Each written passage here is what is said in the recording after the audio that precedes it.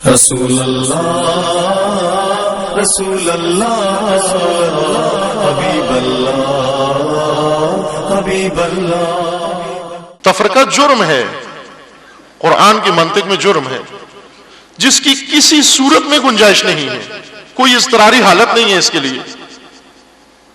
انسان دلیل دیتا ہے کہ اس وقت صورتحال یہ تھی کہ یا ہم اپنے حق سے محروم ہوتے یا تفرقہ ڈالتے وہ اب حق سے محروم ہو جائیں، اپنے حق سے پسپائی اختیار کر لیں لیکن تفرقہ نہ ڈالیں۔ اگر آپ نے حق لے لیا تفرقہ ڈال کر، یہ حق بھی غصبی ہے، وہ تفرقہ بھی جرم ہے، یہ مجرمانہ حق لیا ہے آپ نے، اس کو نہیں لے سکتے آپ۔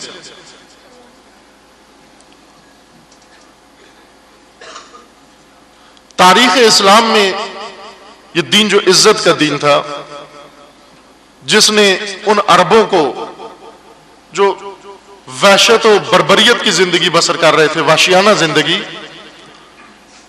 جس کی طرف قرآن مجید نے اشارہ کیا وَإِن كَانُوا مِن قَبْلُ لَفِي ضَلَالٍ مُبِينٍ، آشکارا گمراہی، ضلالت اور ذلت کے اندر زندگی بسر کر رہے تھے۔ دین نے انہیں نکالا، عزت کے عظیم مقام پر انہیں فائز کیا، انہیں امت بنایا اور ایک نمونہ امت بنایا پوری تاریخ کے لیے۔ ایسا نمونہ تاریخ انسانیت دکھانے سے قاصر ہے۔ بہت سارے لوگ ایسے ہیں جو انسان کے لیے مدینہ فاضلہ یوٹوپیا کی تلاش میں ہیں، بہت سارے حکماء، بہت سارے فلاسفر اور بہت سارے سیاسیات کے علماء و دانشور، چونکہ انسان کی پہلی ضرورت ہے مدینہ فاضلہ، ایسی مملکت جس کے اندر عدالت ہو، ایسی مملکت جس کے اندر انسان کا عزت و کرامت ہو، ایسی مملکت جس میں انسان کے حقوق سارے حاصل ہوں، ایسی مملکت جس کے اندر انسان آسائش و آرام سے زندگی بسر کر سکتا ہو۔ ایسا زمانہ یا ایسے حالات، یہ انسان کا ایک طبعی حق ہے، یہ مطالبہ انسان ہے، انسان کا فطری مطالبہ ہے، انسان کا طبعی مطالبہ ہے۔ یہ خداوند تبارک و تعالیٰ نے ہر انسان کو پیدا کرتے ہی یہ حق دیا ہے کہ وہ ایک ایسے ماحول میں رہے جہاں پر اپنے مقصد خلقت کو آسانی سے حاصل کر سکے۔ زمین ایک آغوش ہے، مملکت ایک آغوش ہے، حکومت ایک آغوش ہے اسی مقصد تک پہنچنے کے لیے۔ دنیا اسلام سے پہلے بھی اسی چیز کی تلاش میں تھی اور آج بھی اسی چیز کی جستجو میں ہے، اور خداوند تبارک و تعالیٰ نے یہ ہدیہ اور تحفہ انسانیت کو عطا کیا۔ وجود نازنی نے پیغمبر اکرم صلی اللہ علیہ وآلہ وسلم کے ذریعے وہ مدینہ فاضلہ قائم ہوا، مدینہ کے اندر یثرب مدینہ بنا، مدینہ تو نبی بنا، اس کے اندر وہی چیز پیدا ہوئی جس کی جستجو میں بشر سرگردان و حیران گھوم رہا تھا۔ انہی مجرموں سے، وہی قتل و غارت میں ملوث افراد، ان کو اس طرح سے تبدیل کیا، ان کی کایا اس طرح سے پلٹی کہ بہترین انسان بنے وہ۔ یہ امت وجود میں آئی، اس امت کے کارنامے ساری دنیا نے دیکھے، تاریخ نے ضبط کیے۔ بعد میں آنے والے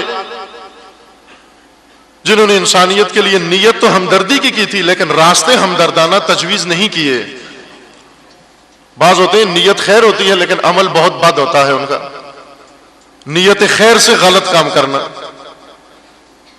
کتنے ایسے لوگ ہوتے ہیں جو اناڑی پن کی وجہ سے، عام معمول کی مثال، مریضوں کے عیادت کے لیے جاتے ہیں نیت خیر سے، اور وہ دوا جو خود ڈاکٹر نے انہیں دی تھی وہ اس مریض کو بھی کھلاتے ہیں، رحم کے ساتھ، ہمدردی کے ساتھ، کہ یہ بھی چونکہ نہیں دیکھ سکتے کہ یہ بیچارہ بیمار ہو، یہ درد میں مبتلا ہو، لیکن اپنی جہالت کی وجہ سے، اناڑی پن کی وجہ سے وہ چیز جو اسے نہیں کھلانا چاہیے تھی وہ کھلاتے ہیں اور اس کو موت سے ہمکنار کر دیتے ہیں۔ یہ ہمدردی کا مرحوم ہمدردی ہے، یہ میت، یہ جنازہ ہمدردی کی وجہ سے۔ کون سی ہمدردی؟ جو جاہلانہ اور ناشیانہ اور غافلانہ ہمدردی کی ہے انسان نے۔ بہت سارے ایسے بھی لوگ رہے ہیں جنہوں نے بشریت کے ساتھ ہمدردی کی ہے لیکن بشریت کا حال وہی کیا ہے جو اناڑی عیادت کرنے والا مریض کی کرتا ہے۔ زبان سے تو اس کے لیے اظہار ہمدردی کرتا ہے لیکن عمل میں اسے موت کی دوا دے رہا ہے۔ نیت غلط نہیں تھی لیکن عمل غلط تھا اس کا. نیت پاک ہونا کافی نہیں ہے، عمل بھی درست ہو انسان کا، عمل بھی کسی معیار کے مطابق ہو انسان کا. ایسے بہت سارے لوگ آئے بشریت کے ہمدرد پیدا ہوئے، جیسے سوشلسٹ، جیسے کمیونسٹ. یہ آئے، انہوں نے آ کر ہمدردی کی بشر کے ساتھ، چونکہ بے عدالتی کو دیکھا، ناانصافی کو دیکھا، حقوق کی پائمالی کو دیکھا، بشری کرامت کو زائل ہوتے ہوئے دیکھا، اور خیرخواہانہ نیت سے آ کر انہوں نے اپنی طرف سے ایک نسخہ تجویز کیا عدالت کا یا مساوات کا، اور اس کا نام سوشلزم رکھا. لیکن یہ وہی دوا تھی جو اس بیمار کو دی جو پہلے سانس لے رہا تھا، ایسی دوا دی کہ اب سانس بھی بند ہو جائے اس کی.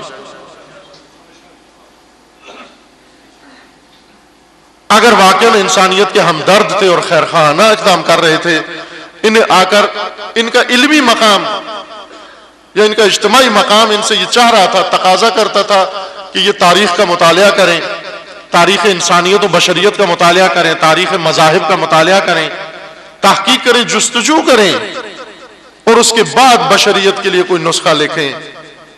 ورنہ اناڑی پن کی وجہ سے بشریت کو انصاف دیتے دیتے اس کو حیات سے ہی محروم کر دیں، اس کو بنیادی حقوق سے ہی محروم کر دیں. جیسا ابھی آئے ملک کی ترقی کے لیے، مہنگائی کم کرنے کے لیے آئے، آٹا سستا کرنے کے لیے آئے، ملتا ہی نہیں ہے. وہ سستا آٹے کا وعدہ دے کر اب اسے ڈھونڈ چراغے رخے زیبا لے کر، آٹے کی بوری کو اب ڈھونڈ چراغے رخے زیبا لے کر، ملتی نہیں ہے. بعض ایسے بھی ہمدرد ہیں، ممکن ہے ہمدردی کے ساتھ یہ کام کیا ہو، لیکن جہالت کی وجہ سے، اناڑی پن کی وجہ سے انہیں چاہیے تھا کہ یہ مطالعہ کرتے آ کر آیا تاریخ بشریت کے اندر ایسا نمونہ موجود ہے کہ ہم بشریت کی نجات کے لیے، انسانیت کی نجات کے لیے ایک مدینہ فاضلہ پیش کر سکیں، یا اس کی بنیاد پر ہم کوئی نظام بنا سکیں یا بتا سکیں. نظر انداز کیا انہوں نے رسول اللہ کا بنایا ہوا مدینہ فاضلہ، انہوں نے نظر انداز کیا، اور اس کو نظر انداز کر کے خود اپنے ذہنی خمار سے کچھ چیزیں بنا کر لوگوں کے سامنے پیش کی، اور امپیریلزم سے نجات دیتے دیتے اسے فروخت ہی کر دیا، اور وہ درگت بنائی انسانیت کی اور عدالت کی، مسخرہ اور مذاق بنایا، تو ساری دنیا نے دیکھا.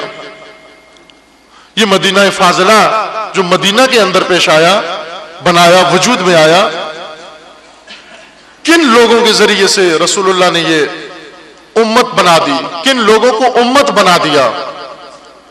وہ لوگ جن کے بارے میں قرآن نے فرمایا ہے کہ تم ہلاکت کے قہر ہلاکت کے اس گڑھے کے بالکل دہانے پہ پہنچ چکے تھے، نیستی اور نابودی کے دہانے پہ پہنچ چکے تھے.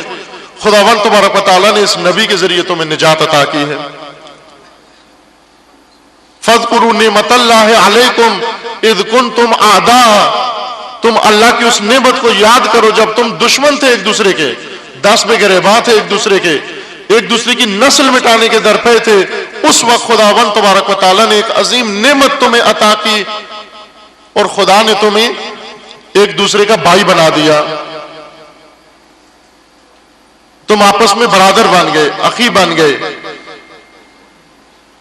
اور پھر اس کے بعد اگرچہ عدد میں تھوڑے تھے، لیکن اخوت نے ان کے اندر ایسی مضبوطی پیدا کر دی تھی. رسول اللہ نے مدینے میں پہلا قدم رکھتے ہی سب سے پہلے اوس و خزرج کا تفرقہ مٹایا، مہاجر و انصار کا تفرقہ مٹایا، ذات پات کا تفرقہ مٹایا، قومیت کا تفرقہ مٹایا، رنگ و نسل کا تفرقہ مٹایا، اور ان سب کو ایک امت واحدہ بنایا. اور وہ امت واحدہ بہت ہی قلیل تعداد تھی، لیکن اس قلیل تعداد میں اخوت نے اتنی طاقت بھر دی کہ اب لشکروں کے لشکر ان پر حملہ کرتے ہیں، محاصرہ کرتے ہیں، لیکن ہر دفعہ شکست کھا کے لوٹ کر چلے جاتے ہیں، اور اس قلیل تعداد کو معمولی سی زج تک نہیں پہنچا سکتے. اس قدر اس قلیل سی تعداد کے اندر، اس چند نفر کے اندر اتنی طاقت پیدا ہوئی. طاقت کا توازن نامناسب تھا. جنگ بدر میں، جنگ احد میں، جنگ خندق میں، لیکن ہمیشہ انہیں شکست ہوئی. اس شکست کی وجہ کیا تھی؟ اس شکست کی وجہ فقط یہ نہیں تھی کہ حق پر تھے. حق پر ہونا کبھی بھی انسان کو غالب نہیں بناتا, کبھی بھی انسان کو کامیاب نہیں بناتا. بعض لوگ یہ سمجھتے ہیں چونکہ ہم حق پر ہیں بس ہم ہمیشہ غالب ہیں. آپ کو تاریخ بتائیے ایسے نمونے جہاں پر لوگ حق پر ہیں اور مغلوبیت کی زندگی بسر کی ہے, حق پر ہوتے ہوئے محرومیت کی زندگی بسر کی ہے, حق پر ہوتے ہوئے شکست کھائی ہے, حق پر ہونے کے باوجود شکست کھائی ہے. چونکہ حق انسان کا دفاع نہیں کرتا, انسان کو ڈیوٹی لگائی گئی ہے حق کا دفاع کرنے کے لیے. تم حق پر ہو لیکن کامیابی کے اپنے اسباب ہیں, کامیابی کے اسباب ہیں. امیر المومنین علیہ السلام نے نہج البلاغہ میں بیان فرمایا,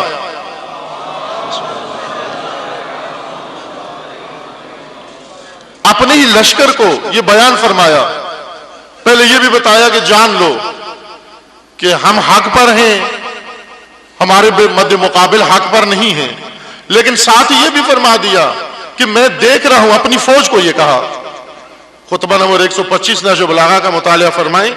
ساتھ ہی یہ بھی بیان فرمایا کہ میں حق پر ہوں, ہم حق پر ہیں, لیکن اس کے باوجود میں تمہیں بتا رہا ہوں کہ یہی لشکر جو حق پر ہے یہ شکست کھا جائے گا, اس سے شکست ہوگی. اپنے لشکر کے بارے میں فرمایا اس سے شکست ہوگی. کیوں شکست ہوگی؟ فرمایا اس لیے کہ 4 چیزیں تمہارے اندر موجود ہیں جو تمہیں شکست ہمکنار کریں گی حق پر ہوتے ہوئے. کون سی چیزیں؟ فرمایا ایک تمہارے اندر تفرقہ ہے, پہلی چیز تمہارے اندر تفرقہ ہے. دوسری چیز تم اپنے راہبر کے تابع فرمان نہیں ہو, تم اطاعت گزار نہیں ہو, معصیت کار ہو. اور تیسری چیز یہ فرمایا کہ تمہارے اندر امانت نہیں, امانت داری نہیں ہے. اور چوتھی چیز فرمایا کہ تم اپنے دین اور اپنی دینی مراکز کو آباد کرنے کے بجائے ویران کرنے پر لگے ہوئے ہو. اپنے مراکز کی ویرانی پہ تم نے کمر باندھ دی ہے. اور مقابل کے لشکر کے بارے میں کہا کہ وہ حق پر نہیں ہے, لیکن ان کے اندر 4 چیزیں ایسی ہیں جس کی وجہ سے وہ جیت جائیں گے. ایک یہ کہ وہ ایک ہیں, باطل پر ہوتے ہوئے ایک ہیں. اور دوسری چیز فرمایا کہ وہ اپنے راہبر کے مطیع ہیں, جو فرمان وہ دے اس پر عمل کرتے ہیں. اور تیسری چیز وہ امانت دار ہیں, انہیں جو امانت سونپی جائے اس امانت کو درست ادا کرتے ہیں. اور چوتھی چیز یہ فرمایا کہ وہ اپنے مراکز کو آباد کر رہے ہیں, جو ویران تھے ان کو آباد کر رہے ہیں. شکست کے 4 سبب اور کامیابی کے 4 سبب یہ بتائے. فرمایا کہ ہماری فوج کو شکست ہوگی چونکہ اس کے اندر یہ اسباب موجود ہیں, اور یہی آخرکار ہوا. اور اس کی شکست کا سب سے بڑا سبب تفرقہ تھا, اختلاف. تفرقہ نابود کر دیتا ہے, امت کو نابود کر دیتا ہے.